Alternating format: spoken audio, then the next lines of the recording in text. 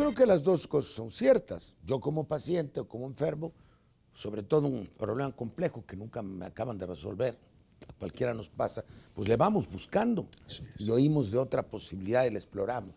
A eso le llaman los clásicos automedicación, que no es tal, simplemente es búsqueda de soluciones diversas. Pero creo que hay el otro lado, que es la institucionalidad. Debe haber instituciones que orienten.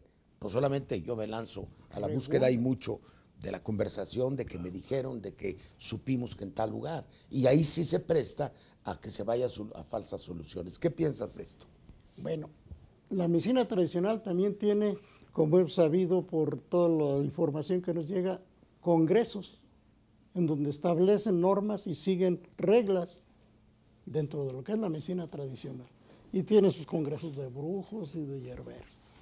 Nosotros obviamente también hemos establecido este tipo de práctica para tratar de regular, de controlar y de avanzar con el intercambio que cada año tenemos en lo que es el tratamiento isomérico.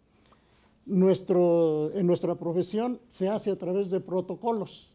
Los protocolos que estamos estableciendo y que ya tenemos a punto de terminar nos van a ir dando precisamente esa luz para ir diversificando en cada uno de los padecimientos y dar la receta específica, la adecuada. Porque cada ¿Cuál es la cosa frontera entre la medicina tradicional y la brujería? Es una cosa. Híjole. Es difícil. Sí, más que difícil. Pues yo creo que en principio la brujería está basada en la creencia, en la confianza que le tengan a esa práctica. Pero y ya no nuestro, es medicina tradicional, ya hay algo sobrenatural. Mágico. Bueno, igual a un paciente uno no le puede impedir que le encomiende su salud a un santo o hasta la propia Virgen María. Pues ahí está un método complementario. Nada más hay que ver los exvotos de agradecimiento en todas las iglesias de México. Yo no creo en eso, pero no voy a impedir que otros lo crean. A lo mejor su fe los salvó a ellos. Sí. Eso existe también, la confianza. La confianza del individuo en que se va a sanar por un procedimiento, la parte psicológica. ¿Esto es cierto, Fausto? Sí, desde luego que sí, y hay corrientes milenarias en ese aspecto. Es muy respetable. Sin embargo, la tarea del científico lo compromete doblemente. Respetar las costumbres, las leyes de la sociedad de la cual es parte y no se puede aislar, pero a su vez asumir el compromiso de investigar y sobre todo en el terreno de la biología, porque vamos descubriendo piezas nuestras con funcionamientos propios que nos dicen que somos más de lo que nos habían dicho que éramos. ¿Más? Mucho más. ¿Somos más ser humano o tenemos más componentes? Más capacidades instaladas y que están ociosas. Porque no el ser humano como un existencia. conjunto de capacidades instaladas Así que es. no han sido usadas. No. Pero que no, la función es el órgano. ¿Puede haber órganos sin función? No. El problema aquí es que las funciones a esos niveles de profundidad, como son el isomerismo, no han sido vistas y por lo tanto no han sido estudiadas. Es como si no supiéramos que tenemos ojos y entonces ¿para qué queremos lentes? No existirían los oftalmólogos. Cuando se sabe que el ojo enfoca y que tiene lentes, pues da lugar a toda una carrera ya incluso industrial de lentes. Bueno, cuando nosotros aprendamos lo que nosotros proponemos de los isómeros nuestros, que son la comunicación celular, gracias a la cual somos como somos y hacemos lo que hacemos, y aprendamos a intervenir en esos procesos para mejorarlos, para potenciarlos, van a surgir capacidades que hoy no hemos Es como usado. la cohesión biológica. Así se habla de cohesión social, la cohesión biológica entre todas las partes del organismo. Yo creo que va más allá porque la cohesión me suena a una fuerza. Aquí sería la cooperación biológica, una comunidad que lucha por los mismos afanes, sin protagonismos, sin enfrentamientos. Eso sería ejemplar. Cualquier persona con recursos de ese tipo desarrollados sería un apóstol de cualquier cosa que agarrara, porque pondría por delante el afán de servicio. Me interesa mucho el tema de capacidades ociosas o capacidades instaladas no utilizadas. Es muy novedoso para mí. Yo siempre pensé que la función hacía el órgano. Una función va a desarrollar una. ¿Por qué quedan estas capacidades no conocidas del cuerpo? ¿O se usaron en otro tiempo? O se siguen poniendo en movimiento. Usted preguntaba por la frontera entre la medicina y la brujería. Yo diría que esa frontera, y se nos acaba de morir Claude Lévi-Strauss hace unos cuantos días, claro, ¿no?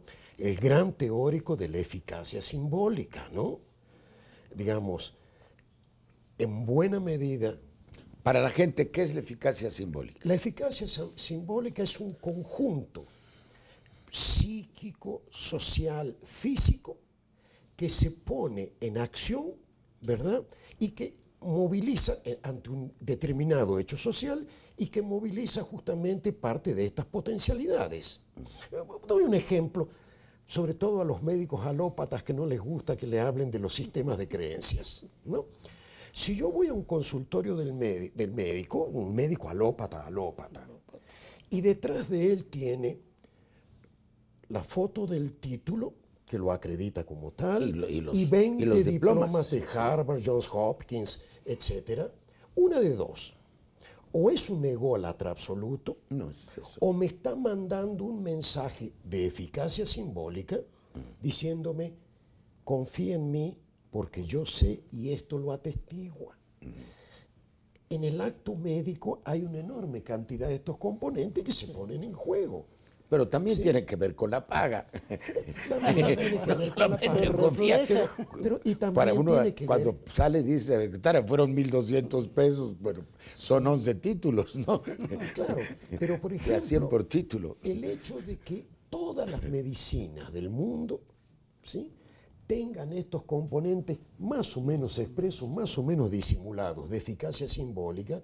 Digo, en México, las limpias, las mandas, los rezos, los ensalmos son un componente cultural importante en la medicina tradicional, al lado de las plantas, ¿no? Digo, y si no... Y al revés, si también se mueren porque pierden la gana de vivir. Exactamente. Ese ¿no? es un Digo, tema fundamental de la gerontocracia. Se va perdiendo la gana de vivir. Digo, el Eso gran es un elemento descubrimiento fundamental. del estrés a comienzos de los años 50 sirvió para explicar un conjunto de fenómenos que aparecían desilvanados. Este es un tema muy importante, la relación entre soma y psique, Exacto. entre cuerpo y espíritu. Sí. Todas las heridas que se causan, por ejemplo, la úlcera de estrés, que es lo más conocido, es de una tensión nerviosa que afecta al organismo. Claro. Las dermatosis atópicas, estas que justamente un día salen en las manos, otros días en el cuello, otro día en la ingle, ¿no? Y que parecen estar ahí trashumantes, digamos, ¿no? Y que cuando se investigan descubren que hay un componente emocional muy importante, ¿no? Doctor, usted estaría en esa dirección, que la creencia del individuo, su actitud psicológica, influye sobre el proceso curativo y que eso es esencialmente cultural. Desde luego que sí. Incluso la misma actitud del médico o de quien está dando la atención. Si lo está viendo con signo de pesos, como que ya no va a funcionar. Ya no hay esa comunicación de confianza que se le debe establecer a quien va al auxilio, a la asesoría. Entonces, esto es algo, pero totalmente importante, básico. Si no nos confían en que podemos resolverles el problema o ayudarles a resolver el problema, pues es muy difícil. Entonces, el prestigio de la medicina es fundamental. Entonces, la medicina pública pasa por una crisis en México, por eso, por el descuido. Yo trabajé con un gran médico mexicano, el doctor Ignacio Morales Prieto, que ahora recuerdo, fue director del IMSS, fui secretario general, que contaba cuando joven médico en la Huasteca, decía que las gentes morían como moscas por el paludismo. Él, como secretario de Salubridad, erradicó el paludismo en México en los 60s, prácticamente, lo redujo al máximo. Y decía que no había nada, que no tenía fármacos, y que él establecía una comunicación con la comunidad. Los médicos de su tiempo, decía que para las enfermedades que se padecían no tenían fármacos, y que era un trabajo psicológico, un trabajo de confianza, y que finalmente, con lo poco que tenía, los iban sacando. Y cuando llegó a los hospitales tradicionales, se dio cuenta que ese vínculo estaba roto. Por eso él siempre decía, nada debemos hacer, o todo debemos hacer, para que la medicina pública tenga prestigio. Porque cuando no lo tiene, entonces la gente va como una rutina. Esa es la sensación que usted tendría, doctor. Así es. Incluso fue más allá porque empezó a implementar todo lo que fue la prevención. Ah, Y ese más es que curarlos hay que prevenirlo. Y empezó por las causas, para terminar con los efectos. Vamos Eso es a ir a parte de este ello. punto, que es muy interesante, que es la prevención, la medicina alternativa y la prevención. Se me antoja que puede, para esa fase, que es la fundamental, prevenir la enfermedad, las medicinas alternativas son lo mejor, quizá.